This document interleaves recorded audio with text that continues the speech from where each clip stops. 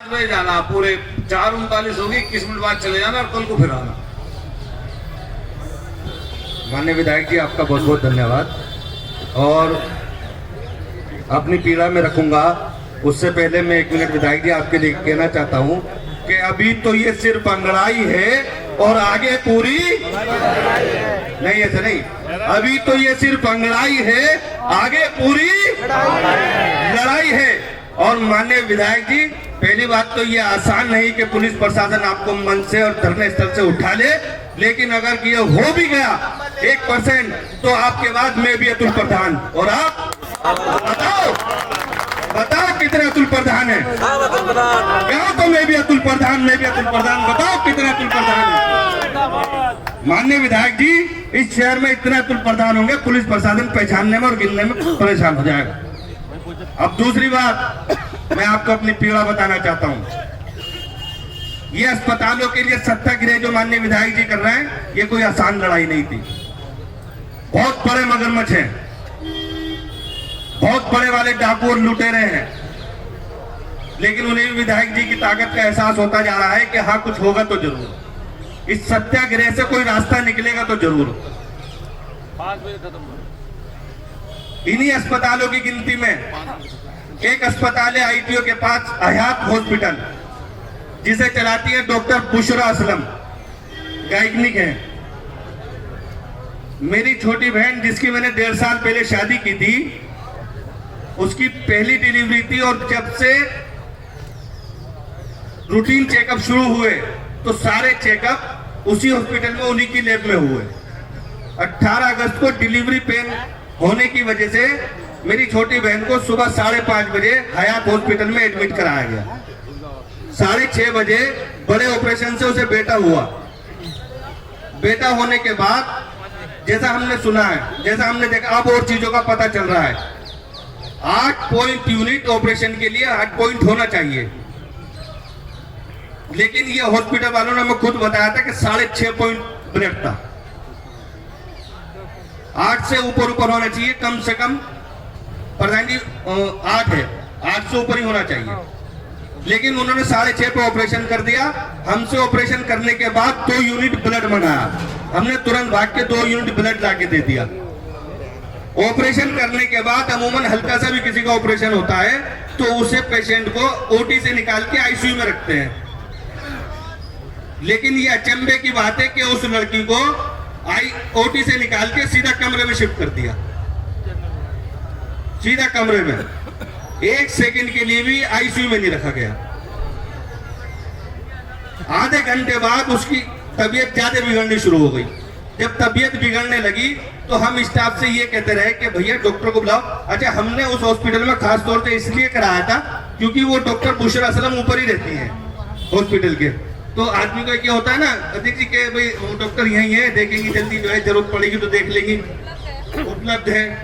लेकिन उपलब्ध होने के बावजूद 3.5 घंटे वो लड़की तड़पती रही, उसकी ब्लीडिंग नहीं रुकी।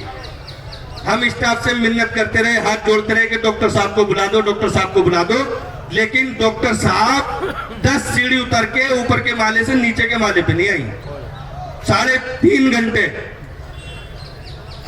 माननीय विधायक जी, लड़की तड़प तड़प के खत्म हुई, हमारे आंखों के सामने तड़प रही थी, हमारी जीभ पे क्या बीत रही होती। 3.5 घंटे जो लड़की, जिसकी बहन, बेटी, बच्ची, जिसकी, उसकी आंखों के सामने तड़प रही हो और कोई सुनवाई ना हो रही हो। समस्त स्टाफ से हम विनती करते रहे कि भैया बुला दो, बुला दो। स्टाफ पता बात है कैसी कैसी बता रहे, कह रहे जी से अकेला छोड़ दो अंधेरे कमरे में, लाइट बंद करके साथ अकेला छोड़ दो। ऐसा तो होता है, ये तो होता है, वो तो, लेकिन कोई सुनवाई नहीं करी। और 3.5 घंटे बाद पता हमारे साथ क्या खेल करा। यहाँ मौजूद 90% लोगों ने गब्बर फिल्म देखी होगी, अक्षय कुमार वाली। जैसे वो गब्बर फिल्म में होता है ना, पेशेंट को, मरे हुए पेशेंट के लिए भागदौड़ करते हैं, किधर जा रहा है, किधर जा रहा है, किधर जा रहा है, और नाटक जो करते हैं और पर्चे लिख लिख के देते हैं, ये लियाओ, ये लियाओ। आधे घंटे हमारे साथ वो सीन हुआ पड़ता है। लेकिन जैसा वो कहते रहे, हम देते रहे, हम लाते रहे, करते रहे। आधे घंटे बाद हॉस्पिटल के मैनेजर रईस ने हमें यह बताया कि लड़की के वेंटिलेटर की ट्यूब लगा दी है मैडम ने, और वेंटिलेटर की एम्बुलेंस मंगाइए, आप इसे आनंद में न्यूट्रीमा में ले जाओ। हमने एक सेकंड नहीं लगाया, हमने तुरंत कह दिया कि आप भेजो कहीं भी, क्योंकि परिवार वालों को तो अपने बच्चे की चिंता होती है ना, जान बचनी चाहिए। आनंद भेजो, न्यूट्रीमा भेजो, कहीं भी भेजो। ये बात यहाँ मौजूद मेरे बड़े भाई गफ्फार मंसूरी बैठे हैं, ये बात मैंने उन्हें बताई। गफ्फार भाई ऐसे ऐसे बात है। इन्होंने तुरंत एक हॉस्पिटल से लड़का भेजा, दूसरा हॉस्पिटल से, उसने आके चेक किया तो लड़की में कुछ नहीं था, जिसे वो आनंद में न्यूट्रीमा में शिफ्ट कराना चाहते थे। इतनी देर में एम्बुलेंस आ गई। एम्बुलेंस वाले ने एम्बुलेंस के आते ही एक चीज और क्या हुई, एम्बुलेंस वाले को हॉस्पिटल का मैनेजर रईस अलग ले गया। अलग ले जाकर उसके कान में कुछ कानाफूसी करी। वो तो मैं ये कहूंगा कि या तो उसकी एम्बुलेंस वाले की इंसानियत जाग गई या उसे अपना डर हुआ। उसने आके खुद मेरे कान में ये बात कही कि भैया इस बच्चे में कुछ नहीं है, इसे कर ले। जिस लड़की को वो आनंद न्यूट्रीमा में शिफ्ट करना चाहते थे, उस लड़की के लिए खुद एम्बुलेंस वाले ने कहा कि इसमें कुछ नहीं है, इसे घर ले जाओ। अब हमारे मतलब स्थिति ऐसी थी कि आप लोग समझ सकते हैं, ज्यादातर लोगों के साथ ये वैसा गुजरी होगी कि हमारे पैरों के तले की जमीन निकल गई। हमने फिर भी उस एम्बुलेंस वाले के पीछे में खुद भागा हूं। मैंने भाई तुम लेके तो चलो, हो सकता है आनंद ये न्यूट्रीमा जाके कुछ कंडीशन बदल जाए। कहने लगा भाई जब इसमें कुछ है ही नहीं, मैं लेके कहां जाऊं। तो एम्बुलेंस वाला जान बचाने के लिए एम्बुलेंस लेके भागा है। वहां से सीसीटीवी रिकॉर्डिंग अगर मौजूद हो हयात हॉस्पिटल की तो ये सीन दिख जाएगा भी उसमें। उसके बाद पुलिस वहां आ गई, हमने 100 नंबर पर कॉल करा, पुलिस आ गई। पुलिस ने हमें ये आश्वासन दिया कि आपका मुकदमा लिखा जाएगा। मैंने खुद इंस्पेक्टर नौचंदी से बात की, इंस्पेक्टर साहब अगर मुकदमा लिखा जाए तो हम पोस्टमार्टम कराएं, अगर हमारा मुकदमा ना लिखा जाए तो हम पोस्टमार्टम नहीं कराते, मना करते। इंस्पेक्टर नौचंदी ने मुझे खुद कहा कि नहीं आपका मुकदमा लिखा जाएगा। पोस्टमार्टम कराने के बाद फिर एक जांच कमेटी गठित कर दी गई सीएमओ साहब द्वारा।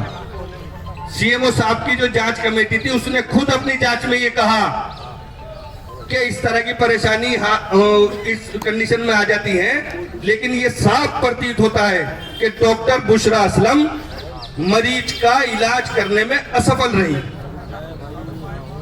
लापरवाही रही। ये खुद सीएमओ साहब की जांच कमेटी की रिपोर्ट में है। तो क्या ये काफी नहीं है उसे दोषी बताने के लिए?